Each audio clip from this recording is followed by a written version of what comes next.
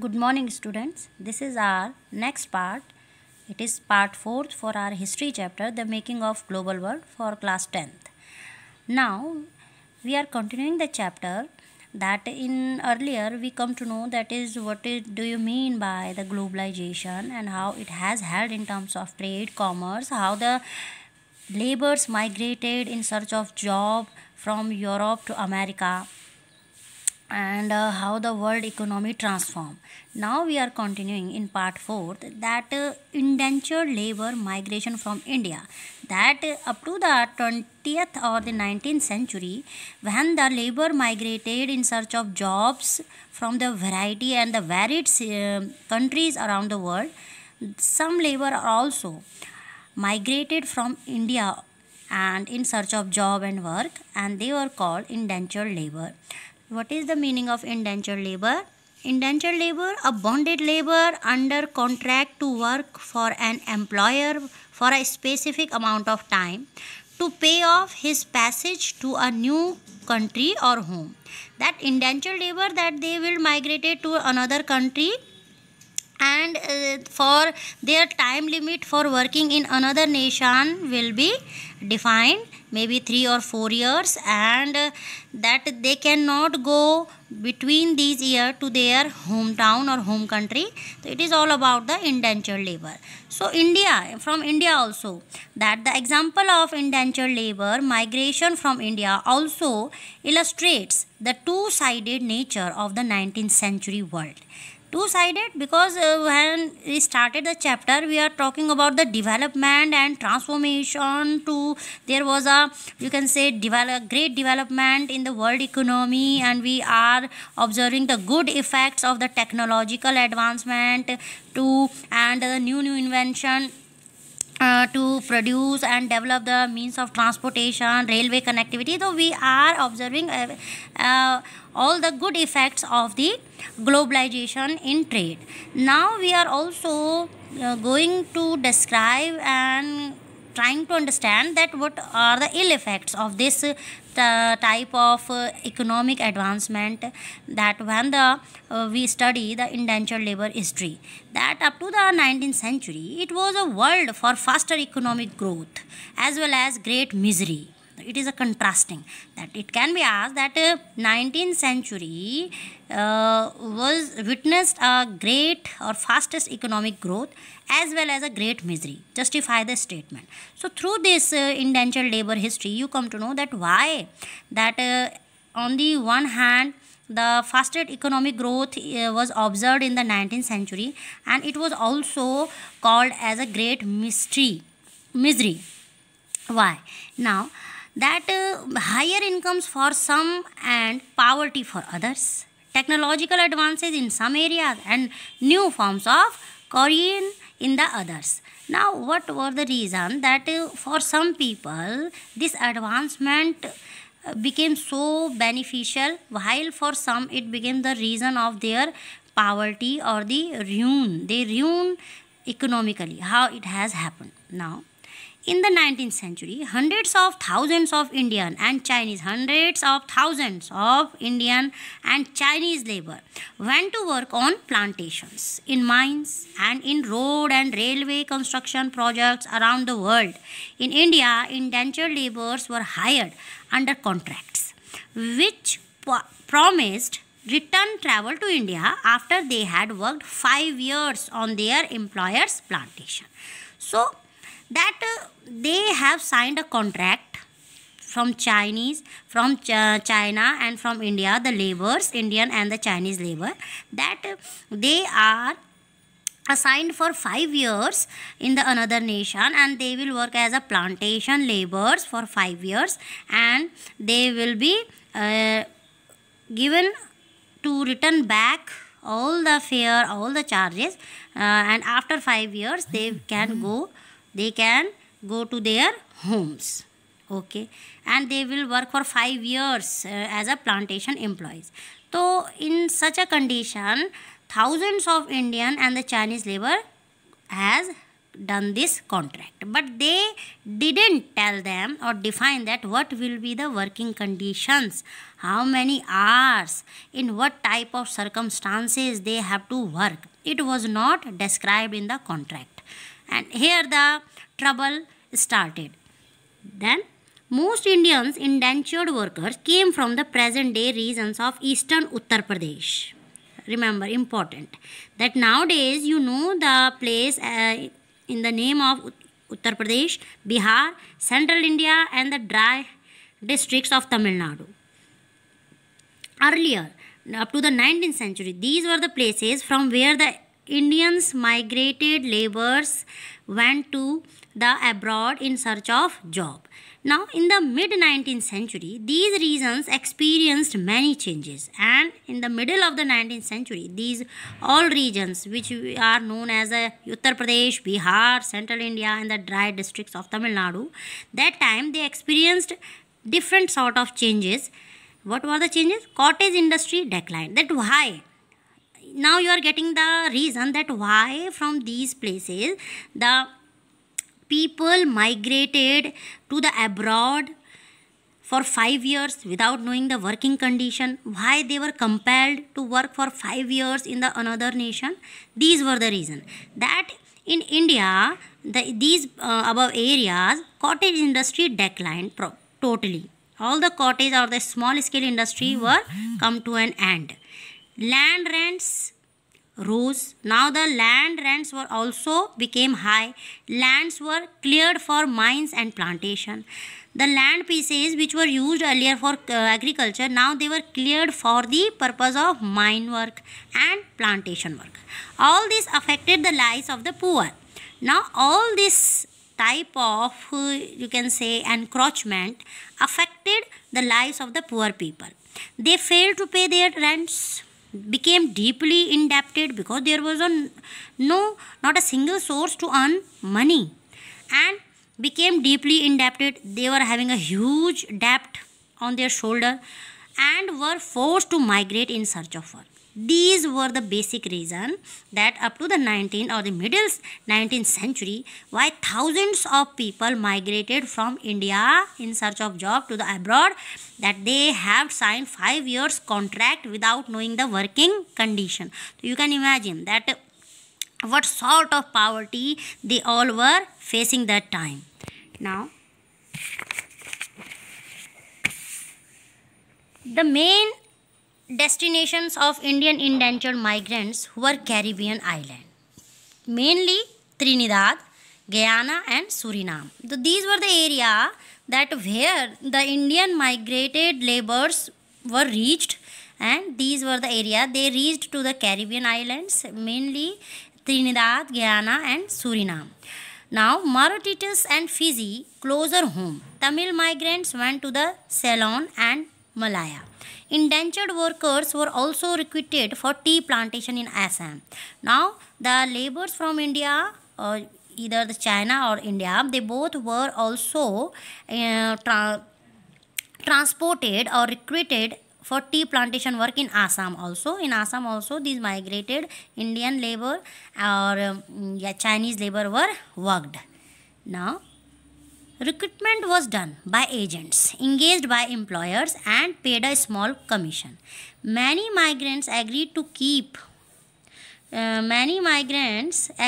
take up work hoping to escape poverty or oppression in their home villages. So all these indentured labor was hoping that after working in the another nation they will earn a good amount of money, so that in their hometown in villages they will get rid of the poverty and there will be no oppression. Now agents also tempted the prospective migrants by providing false information about final destination. This is important, that the agents who were recruiting these indentured labor, he has hidden the fact that where they were to be brought, where these all migrated indentured labor is going to be recruited or they will be having the work. It was hidden by the agents. It means agents cheated them. And models of travel, Now the modes of travel also not defined by the agents to them. The nature of work, the what kind of work they will be having, it was also not expressed and you can say described in the contract. And living and working condition, as I told you. So these all things which should be already informed to these indentured labor was not defined totally. They all were absent in the contract.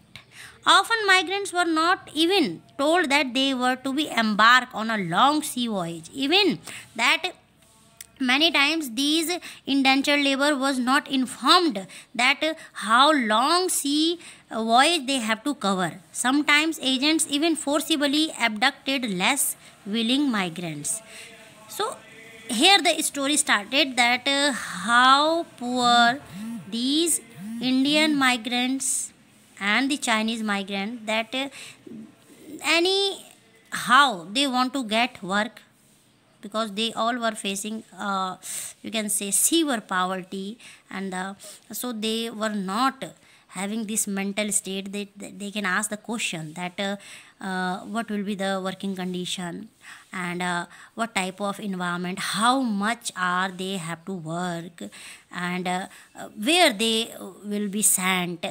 And this, in this way agents cheated them totally. Now 19th century indentured has been described as a new system of slavery. You can underline that what is the new system of slavery in 19th century. It can be asked as a long, as a very short, as a fill up, as a true false. That's why 19th century was known as a new system of slavery, because they were having a huge amount of indentured labor and they were exploiting them, they were forcing them, they were beating them, because they know that they cannot go back, as they have reached the different corner of the world. They are not having the means of transportation, money or anything. Now they reached to the different corner of the world, and anyhow they can exploit them, as they have signed the contract. Now on arrival at the plantation, laborers found conditions to be different from what they had imagined. Living and working conditions were harsh, very tough, and there were few legal rights, and there were merely there was, you can say that there was no liberty, not a single type of right that they can even work in a good environment. Now but workers discovered their own ways of surviving. Many of them escaped into the wilds, though if caught they faced severe punishment. But you know that as a human being we are having our capacity, we are having our limits, that we all are having certain limits to tolerate physically or mentally any type of challenge. But when it becomes an exploitation, when it becomes humiliation, then you know that you have studied all the Russian or the Indian Revolution, that how these people became agitationists. So it has happened that some worker discovered their own way to get rid of this such type of humiliation and exploitation. That's why they escaped in the jungles or forest, though if they caught by the owners or the factory owner, then they have to face very tough and severe punishment. Others developed new forms of individual and collective self-expression, blending different culture forms, old and new. In Trinidad, the annual Muharram procession was transformed into a riotous carnival called Hosei, important, for Islam, Hussein, in which workers of all races and religions joined. Similarly, the protest religion of Rastafarianism, made famous by the Jamaican rag star Bob Marley, is also said to reflect social and cultural links with Indian migrants to the Caribbean. Chutney music, popular in Trinidad and Guyana, is another creative contemporary expression of the post-indentured experience. These forms of cultural fusion are a part of the making of the global world, where things from different places get mixed, lose their original characteristics, and become something entirely new. So it was that how the different cultural background indentured labor come together. Some escaped in the jungle, some caught by the owner, and then they have to face severe tough punishment, and some decided that they will join hand and they will form a association. And it is they belong to a different cultural background, different you can say language, but still they all were one, as they all were facing humiliation and exploitation by the owner of the plantation area. That's why that it is an example that in Trinidad the annual Muharram, it was a celebration of the Mohammedan community, that they all celebrate the Hoseh, and in this you can say is in this carnival all religious people who were migrated in search of job there, they all come together and they share each other's their you can say cultural values, their language, and it became a part of like a agitation that they want to get rid of such type of exploitation. And this is the example where in this century that how the fusion of different cultural background people come to into one form of new culture, and it became something entirely new. Most indentured workers stayed on after their contracts ended or returned to their new homes after a short spell in India. Consequently, there are large communities of people of Indian descent in these countries. Have you heard of the Nobel Prize winning writer that most indentured workers stayed on after their contracts ended? Yes, it is also that there were so many indentured workers who stayed there after the contracts come to an end, or some returned to their new homes after a short spell of time in India. Consequently, there are large community of people of Indian descent in these countries, and that's why that there are so many these countries which are having the ancestors of the Indian native people. Some stayed there. Have you heard of Nobel Prize winning writer V.S. Naipaul? Some of you may have followed the exploits of West Indies cricketers Shiv Narayan, Chandrapaul and Ram Nareswaran.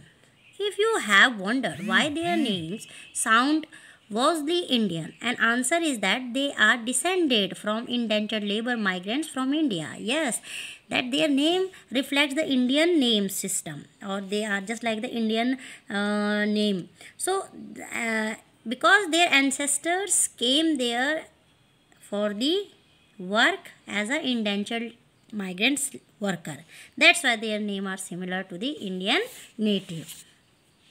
Now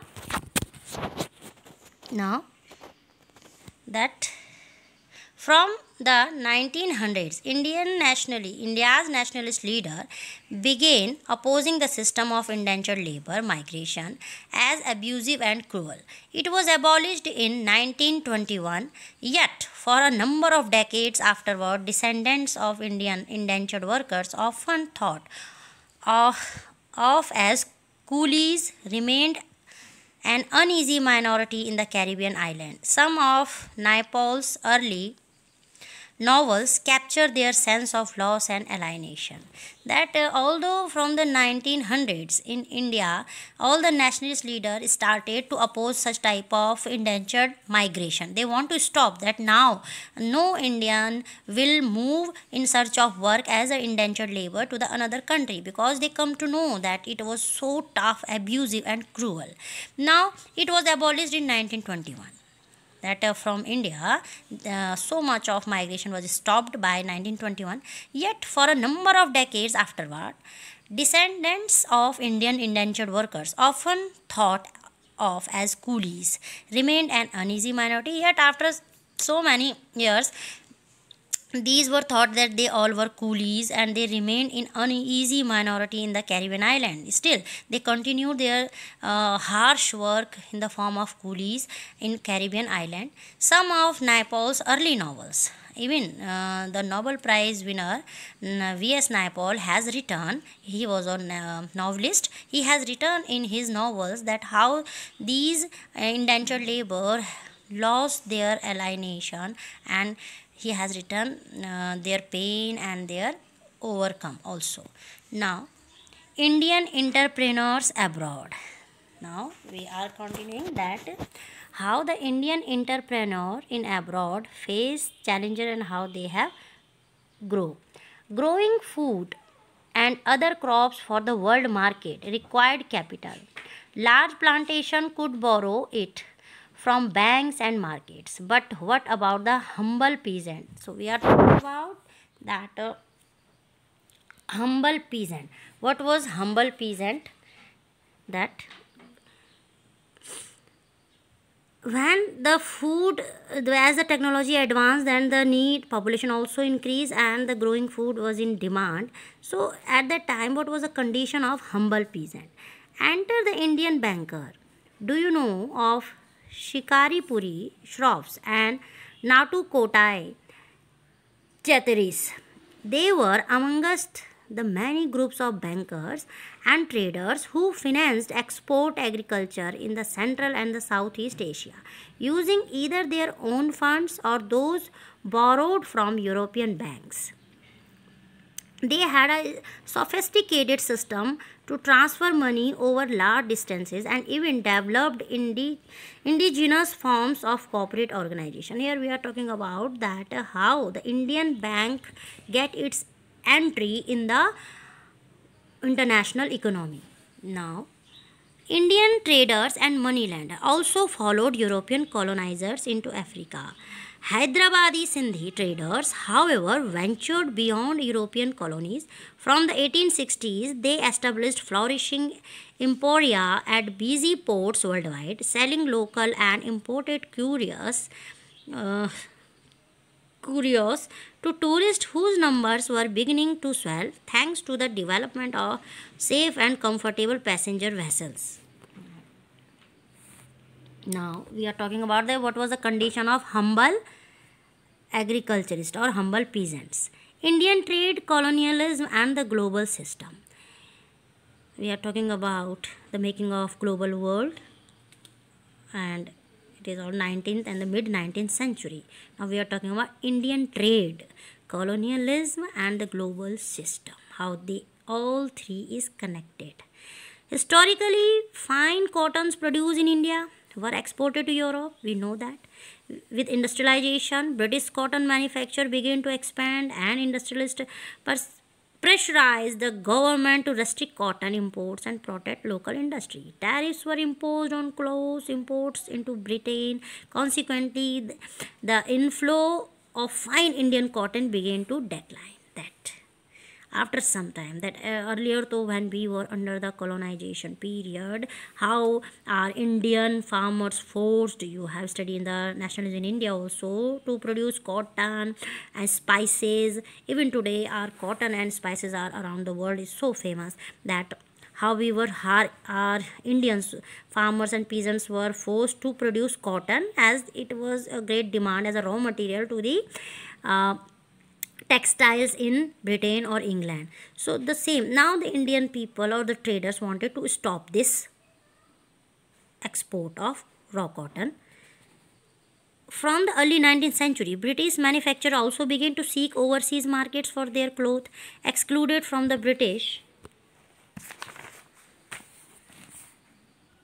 from the British market by tariffs barriers, Indian textile now faced stiff competition in other international markets. Now we are talking about how the Indian textile area was having a tough competition at international markets in the you can say form of textile industry. If we look at figures of exports from India, we see a steady decline of the share of cotton textile, and after the 19th century the export of our cotton has reduced as now the Indian people want to support their own Indian manufacturing or textile industry from some 30% around 1800 to 15% by 1850. By the 1870, this proportion had dropped to below 3%. That up to the 1870s, 3% export of cotton has declined to the European cities. What then did India export? The figures again tell a dramatic story. While exports of manufacturers declined rapidly, export of raw material increased equally fast. Here the challenge began. That India became only a raw material supplier. It was a strategy of Britishers that they collapse our industry market totally for 100 years, and the India remain as a supplier of raw materials, and they are using our finest fabric of cotton, and they are surplusing their international economy. Now between 1812 and 1871, the share of raw cotton exports rose from 5% to 35%. Here the challenge, this was a very tough situation and very pathetic condition for Indian trade and commerce, especially in terms of textile industry. That you can see that how India became a raw material supplier for cotton, and it has increased from 5% to 35%. That's why the cotton made fabric which are produced by India in our own hometown, and we are became supplier of this finest form of cotton, and then we are exporting high cost clothes in our India, and we are paying for that. It was an irony. Then that indigo used for dyeing clothes was another important export. We know that indigo planters, when we study the Satyagraha movement or nationalism in India, that indigo used for dyeing the clothes, and it was also exported from India. Then many decades, not only 1 year, many decades. And as you have read last year, opium, yes, shipments to China grew rapidly from 1820s to become for a while India's single largest export. Up to the 1820, India was a single country which was exporting the highest amount of opium to the European nation. Britain grew opium in India and exported it to China. What a irony and what a tragedy that Britain grew opium in our homeland, India, and Britain exporting this opium which is produced in our India to the China. So how our land resource, how our people as a resource was utilized by these European power. With the money earned through this sale, it financed its tea and the other imports from China. And whatever money they got by this, they are financing it. The Britain was financing it for their tea plantation and the other imports from China. They are importing the other commodities and other goods and services from China. So how you can say how intelligent they are, that they are using our Indian resource, they are using our land, our money, our labor, and they are earning so much of money. Now over the 19th century, British manufacturers flooded the Indian market. Over the 19th century, our Indian market was filled with the British manufacturers. That everywhere you will find the clothes, the products which was made by the or imported by the British area. As nowadays, for the last so many years, our Indian market is flooded with the Chinese product. Our gadgets, our mobiles manufactured by China, our toys, we are giving so much huge amount, high amount for toys or other commodities. In the you can say in the kitchen also there are so much of products or commodities which are made up of Chinese items, and they are not repairable, but still we are expending our money. So in this way we are supporting the Chinese economy, and India is becoming poor. Food grains and raw material exports from India to Britain to the rest of the world increased, but the value of British exports to India was much higher than the value of British imports from India. Now this is important, that on this over the 19th century, that the value of British exports to India was much higher. That the material which we are importing, but the value of British exports to India, that the value of the product which our India is exporting from the British was higher than the value of British imports from India. Yes, that whatever products they are using from India and they are sending from India to another, it was having a less charge, and the India, whatever product the India is importing in its country from the British area, it was having heavy taxes or heavy charge.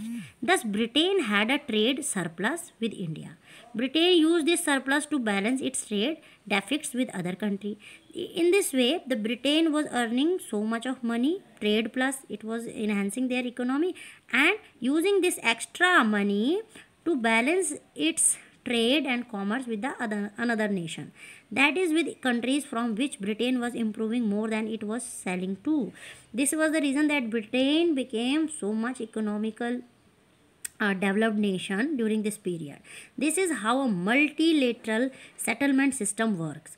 It allows one country deficit with another country to be settled by its surplus with a third country. By helping Britain balance its deficit, India played a crucial role in the late 19th century world economy. So you can see that up to the 19th century how Indian resources was used by them, by Britain especially, and Britain became economically at the top of the nation. To this video, this is sufficient. We will continue in next video. Till then, do your homework, read NCERT, and God bless you.